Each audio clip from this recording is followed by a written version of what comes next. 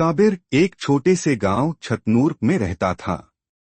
यह गांव चारों ओर से पहाड़ियों और बंजर जमीनों से घिरा हुआ था। बचपन से ही साबिर अपने पिता के साथ खेतों में काम करता आया था। उसके पिता हमेशा कहते, बेटा, जमीन माँ जैसी होती है, अगर उसका ख्याल रखोगे तो वो भूखा नहीं मरने देगी। यह बात साबिर के दिल में घर कर गई थी। समय के साथ गांव में हालात बिगड़ते गए। बारिश कम हो गई, नहरें सूख गईं और जमीन में पानी गहराई में चला गया। गांव के अधिकतर किसान शहर की ओर पलायन करने लगे। लेकिन साबिर ने ठान लिया था कि वह अपने पूर्वजों की जमीन को नहीं छोड़ेगा। उसके पास जमीन बहुत ज्यादा नहीं थी, लेकिन मेहनत करने का जज्बा पूरा था।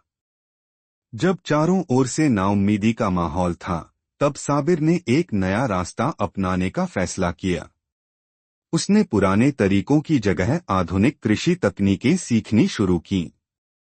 मोबाइल पर यूट्यूब से वीडियोज देखता, कृषि विभाग की वेबसाइट पढ़ता और गांव में आए कृषि अधिकारियों से सवाल करता। इन्हीं प्रयासों से उसने ड्रिप इरिगेशन की तकनीक के बारे में जाना, जिससे कम पानी में भी फसलें अच्छी तरह सींची जा सकती थीं। साबिर ने अपनी थोड़ी सी बचत और एक छोटी सी सब्सिडी के सहारे अपने खेत में यह सिस्टम लगवाया। गांव के लोग हंसते थे। कोई कहता, इतनी पढ़ाई लिखाई गांव में कौन करता है?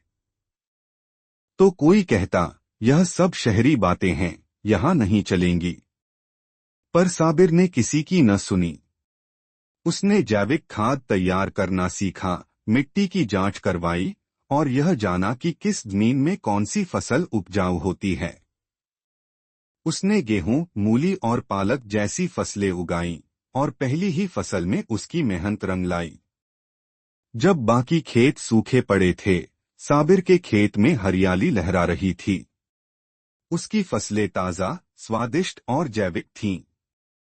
शहर से व्यापारी खुद उसके खेत तक आने लगे। धीरे धीरे उसकी आमदनी बढ़ी।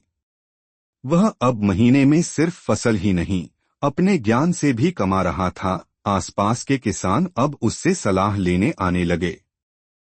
साबिर ने सिर्फ खुद की किस्मत नहीं बदली, उसने गांव की सोच भी बदल दी।